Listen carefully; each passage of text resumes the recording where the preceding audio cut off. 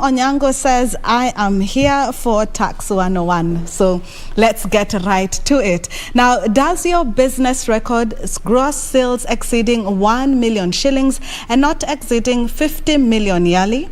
If so, you are obligated to pay turnover tax at the rate of 1%.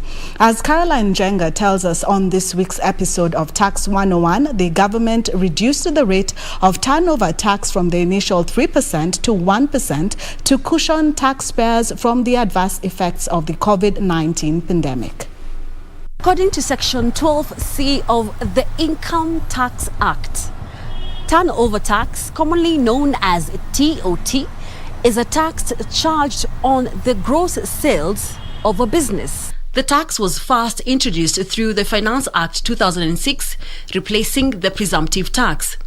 It was then reintroduced via the Finance Act 2019 at the rate of 3% of the gross income. Following the onset of the COVID-19 pandemic, the government, in a bid to cushion taxpayers from the adverse effects of the COVID-19 pandemic, reintroduced new tax measures.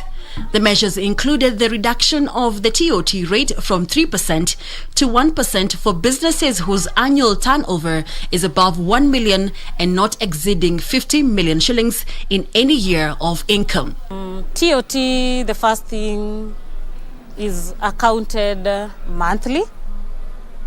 That is, you file your returns of the gross sales that you have done on a monthly basis. Small and medium enterprises earning below 1 million Kenya shillings and above 50 million shillings are exempted from the turnover tax. The instance of Mama Mbogas, you have to look, does this Mama Mboga, the turnover, because remember it's an annual turnover for that year of income, does it reach 1 million? Turnover tax is now calculated at 1% of the gross sales, meaning you shouldn't deduct any expenses from the sales amount aggregated in the applicable month. This means any business that is subject to turnover tax will pay 1 shilling to Kenya Revenue Authority out of every 100 shillings they make as sales. For example, if you have made sales amounting to 50,000 shillings, at the rate of 1%, you are required to pay 500 shillings to Kenya Revenue Authority.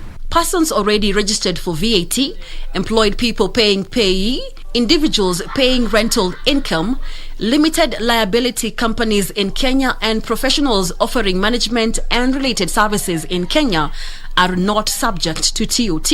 Turnover tax is a final tax, meaning that you are not supposed to file the VAT returns or even the annual income tax returns. Business people affected by the TOT are expected to register for this tax on the KRA portal. Turnover, the monthly turnover for that month, so 5% of it is what would be charged as the late payment penalty, and then we have interest on unpaid tax.